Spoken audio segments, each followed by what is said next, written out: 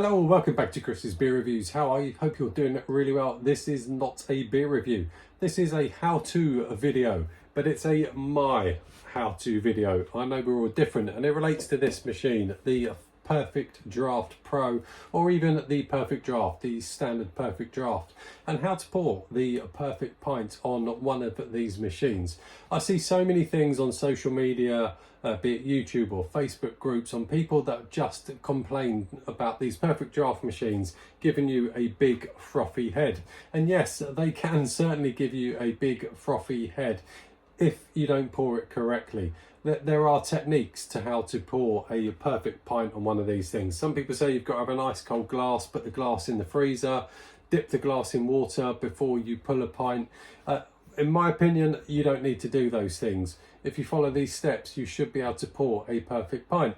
Now, these are just my steps. This is how I think I pour a perfect pint on Perfect Draft. I'm probably going to get criticism for it. That's the nature of beast of social media. But let me show you how I pour a perfect pint on the Perfect Draft with a perfect head of no more than that type of size, which is great. That's what we really want. Now, the first thing you need to do is this thing here. This little metal thing that you put on the end of the tube. Looks nice aesthetically. It's quite pleasing. But on this Perfect Draft machine, you can see it's not there. And I've only put it there just for the purpose of this video, is get rid of that. Get rid of that for a starter. That is not going to help you pour a perfect pint on the Perfect Draft. You want that tube, and you're going to be pressing on that, and I'm going to show you that. So what we're going to do is, I'll take it through you in steps, is your glass wants to be right up here, right up at probably over 45 degrees. And this little tube, excuse me, is touching the glass. In fact, I'm putting pressure on it. I'm changing the angle of that tube. It is not pointing straight down. I'm pushing it to that type of angle. Hopefully you can see that in the video. It's moving. I've got it moving to one side. And my glass is going to be up. It's going to be up in the glass, and as you can see, the angle on that glass is quite high. It's probably over 45 degrees. A lot of people say have it at 45 degrees. Get it more than that. With that tube, the metal tube on it, you can't do that. So get rid of it. Get it in, get your glass up. The top of my glass is over the ball. It's right up over the ball that you've got, almost touching the base of that handle. And my tube is pushing at an angle into the glass. And then we're going to pour that right in at that angle. And we're going to hold it there until that liquid is pretty much touching the top of the glass. And I'm just going to keep lowering it and lowering it and lowering it with the tube still in there and letting go. Give that a little squeeze. Always give the tube a wipe. And in fact, I've poured that even better than I was expecting to pour it. But look at the head. Barely a head on there, really, if you don't want a head. In fact, I poured that probably even a little bit better than I normally would.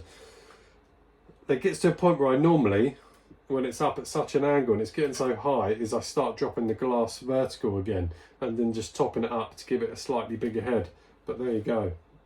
That's the head I've got on that. And you can do that every single time if you follow those steps. Like I say, get your glass, get it in there, pull that tube up to an angle, as you can see it in there. I'll do it again. And this time I'll try and get a bigger head. There we go. The tube is in the beer now. It's in the beer. Let it go very slowly. But now I could probably drop that glass, let it go, and there you go, a bigger head this time. That is perfect. That is exactly how I normally pour it. 2 pints of beer, perfectly poured in essence. The head's gone on that one, but look at that. That is perfect.